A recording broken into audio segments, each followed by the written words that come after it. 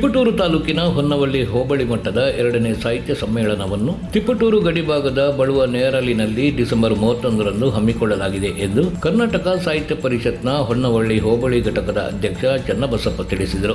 ನಗರದ ಪ್ರವಾಸಿ ಮಂದಿರದಲ್ಲಿ ಏರ್ಪಡಿಸಿದ್ದ ಪತ್ರಿಕಾಗೋಷ್ಠಿಯನ್ನು ಉದ್ದೇಶಿಸಿ ಮಾತನಾಡಿದ ಅವರು, ಹಿಂದಿನ ದಿನಗಳಲ್ಲಿ ಹೊನ್ನವಳ್ಳಿ ತಾಲೂಕು ಕೇಂದ್ರವಾಗಿದ್ದ ಇತಿಹಾಸಗಳನ್ನು ಒಳಗೊಂಡಿದೆ. ಇದಕ್ಕಿಂತ ಹಿಂದೆ ಪಾಳೆಗಾರರು ಹೊನ್ನವಳ್ಳಿಯನ್ನು ಆಳುತ್ತಿದ್ದು ಆಗಿನ ಕೋಟೆ ಕೊತ್ತಲನ್ನು ಈಗಲೂ ನೋಡಬಹುದು. ಮುಖ್ಯವಾಗಿ ಇಲ್ಲಿನ ವಿಶಿಷ್ಟವಾದ ಗಂಗಾಪಾಣಿ ಎಳನೀರು ಮೈಸೂರು ದಸರಾಕ್ಕೆ ಕಳುಹಿಸುತ್ತಿದ್ದ ಇತಿಹಾಸವನ್ನು ಹೊಂದಿದೆ ಹಾಗೂ ಇಲ್ಲಿನ ಜನರು ಶಾಂತಿ ಪ್ರಿಯರು ಹಾಗೂ ಸಾಹಿತ್ಯಾಭಿರುಚಿಯನ್ನು ಉಳ್ಳವರು. ಅದಕ್ಕಾಗಿ ಇಲ್ಲಿ ಸಾಹಿತ್ಯ ಸಮ್ಮೇಳನವನ್ನು ಆಯೋಜಿಸಲಾಗುತ್ತಿದೆ. ಇದೇ ಡಿಸೆಂಬರ್ 31ರ ಶನಿವಾರ ಬಳುವ ನೇರಲಿನಲ್ಲಿ ಹೊನ್ನವಳ್ಳಿ ಹೋಬಳಿ ಮಟ್ಟದ 2ನೇ ಸಾಹಿತ್ಯ ಸಮ್ಮೇಳನಕ್ಕೆ ಬರುವ ನೇರಲು ರಂಗಾಪುರದ ಆರ್.ಕೆ. ಶಿವಶಂಕರಪ್ಪ ಸಮ್ಮೇಳನ ಅಧ್ಯಕ್ಷರಾಗಿದ್ದಾರೆ. ಸಮ್ಮೇಳನವು ದೊಡ್ಡ ಮೇಟಿಕುರ್ಕೆಯ ಬೂದಾಳು ಮಠದ ಶ್ರೀ ಶ್ರೀ ಶಶಿಶೇಖರ ಸಿದ್ದಬಸವ ಮಹಾಸ್ವಾಮಿಗಳ ನೇತೃತ್ವದಲ್ಲಿ ಜರುಗಲಿದ್ದು ಸ್ಥಳೀಯ ಗ್ರಾಮೀಣ ಪ್ರತಿಭೆಗಳ ಕಲೆಗಳು ಸಮ್ಮೇಳನದಲ್ಲಿ ಸಾದರಪಡಿಸಲಾಗುತ್ತಿದೆ. ಸಮ್ಮೇಳನದಲ್ಲಿ ಕವಿಗೋಷ್ಠಿ, ಸಾಹಿತ್ಯಗೋಷ್ಠಿ ಮತ್ತು ಕೃಷಿಗೋಷ್ಠಿ ಇರುತ್ತದೆ ಎಂದು ತಿಳಿಸಿದರು. ನಮ್ಮದು ಬರಗಾಲದ ಪ್ರದೇಶವೆಂಬ ಹಣೆಪಟ್ಟಿಯನ್ನು ಹೊತ್ತು ನಿಂತಿರುವ ಹೊನ್ನವಳ್ಳಿ ಭಾಗದ ಬಳುವ ನೇರಲಿಗೆ ಶಾಶ್ವತವಾದ ನೀರಾವರಿ ಸೌಲಭ್ಯ ಹಾಗೂ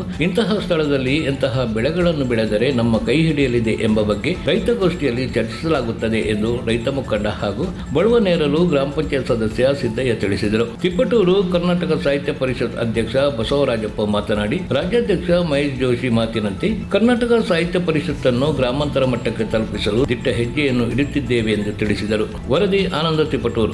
ಸಮಾರೋಪ ಸಮಾರಂಭದಲ್ಲಿ ವಿಶೇಷವಾಗಿ ಬಳುದೇರು ಪಂಚಾಯತಿನಲ್ಲೇ ಈ ಕಾರ್ಯಕ್ರಮ ನಡೀತಾರಲ್ಲ, ಆ ಬಳುದೇರು ಪಂಚಾಯತಿ ವ್ಯಾಪ್ತಿಗೆ ಸಂಬಂಧಪಟ್ಟಂತ 4 ಮಂದಿಯನ್ನ ಸನ್ಮಾನ ಮಾಡಿದ್ರು.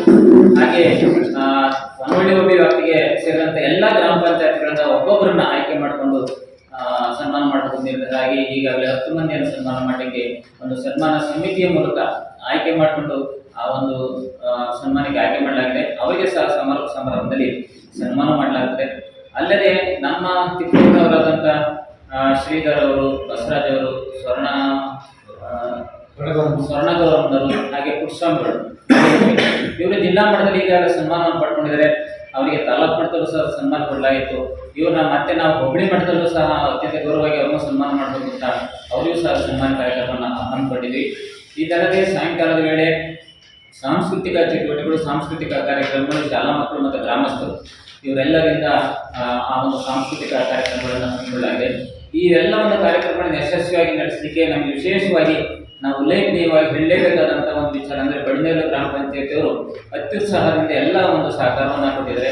ಹಾಗೆ ಹೊನ್ನವಳ್ಳಿ ಹೋಬಳಿಗೆ ಎಲ್ಲ ಗ್ರಾಮ ಪಂಚಾಯತಿ ಎಲ್ಲ ಸಾಹಿತ್ಯಾಭಿಮಾನಿಗಳ ಸಹಕಾರದೊಂದಿಗೆ ಈ ಒಂದು ಕಾರ್ಯಕ್ರಮ ಯಶಸ್ವಿಯಾಗಿ ನಿರ್ವಹಿಸಬೇಕು ಅಂತ ಮಾಡಿದ್ವಿ.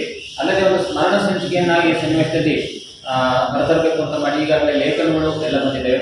ಆ ಸ್ಮರಣ ಸಂಚಿಕೆಯನ್ನು ಸಹ ಪ್ರಯತ್ನ ನಡೀತಾ ಇದೆ. ಅದು 1-2 ದಿವಸಗಳಲ್ಲಿ ಅದು ಮುಕ್ತಾಗಿ ಸ್ಮರಣ ಸಂಚಿಕೆಯನ್ನು ಸಹ ಹೊರಬರುವಂಥ ಸಂಭವ ಇದೆ. ಈ ಎಲ್ಲ ಕಾರ್ಯಕ್ರಮಕ್ಕೆ ಆಹಾರ ಸಮಿತಿ ಮತ್ತು ವೇದಿಕೆ ಸಮಿತಿ, ಪ್ರಚಾರ ಸಮಿತಿ, ಸ್ಮರಣ ಸಂಚಿಕೆ ಸಮಿತಿ, ಈ ರೀತಿಯಾಗಿ 8 ಸಮಿತಿಗಳನ್ನು ರಚನೆ ಮಾಡಿ ಎಲ್ಲ ಸಮಿತಿಗಳ ಮೂಲಕ ಎಲ್ಲ ಗ್ರಾಮ ಪಂಚಾಯತಿ ವ್ಯಾಪ್ತಿಯ ಎಲ್ಲರೂ ಸಹ ಮತ್ತೆ ಹಾಲು ಉತ್ಪಾದಕರ ಸಹಕಾರಿಗಳು ಮತ್ತು ಶಿಶು ಮತ್ತು ಮಹಿಳಾ ಅಭಿವೃದ್ಧಿ ಇಲಾಖೆ ಕಾರ್ಯಕರ್ತರು ಮತ್ತು ವಿಶೇಷ ಶಿಕ್ಷಣ ಇಲಾಖೆಗಳು, ಈ ಎಲ್ಲ ಇಲಾಖೆಗಳು ಸಹ ಒಂದು ಸಹಯೋಗದೊಂದಿಗೆ ಎಲ್ಲ ಇಲಾಖೆಗಳು ಸಹಕಾರವನ್ನು ಕೊಡ್ತಾ ಇದ್ದಾರೆ. ವಿಶೇಷವಾಗಿ ಗ್ರಾಮ ಪಂಚಾಯತಿ ಮಟ್ಟದ ಬಳುದೇರು ಕೇಂದ್ರ ಸ್ಥಾನದ ಎಲ್ಲರ ಸಹಕಾರದೊಂದಿಗೆ ಈ ಒಂದು ಇದನ್ನು ಮತ್ತೆ ಪ್ರಾರಂಭದಲ್ಲಿ ನಾವು ಪೂರ್ವಭಾವಿ ಸಭೆಯಲ್ಲಿ ಗ್ರಾಮ ಪಂಚಾಯತಿ ಅಧ್ಯಕ್ಷರಾದಂಥ ಸುಶೀಲಮ್ಮನವರ ಅಧ್ಯಕ್ಷತೆಯಲ್ಲಿ ಎಲ್ಲ ಕಾರ್ಯಕ್ರಮವನ್ನು ಹಮ್ಮಿಕೊಂಡು ಅಲ್ಲೆಲ್ಲ ಚರ್ಚೆ ಮಾಡಿ ತೀರ್ಮಾನ ಆಗಿದೆ. ಹಾಗಾಗಿ ಯಶಸ್ವಿಯಾಗಿ ಈ ಒಂದು ಸಮ್ಮೇಳನ ನಡೀತಿದೆ ಅನ್ನೋ ಒಂದು ಉದ್ದೇಶ ನಮ್ಮೆಲ್ಲ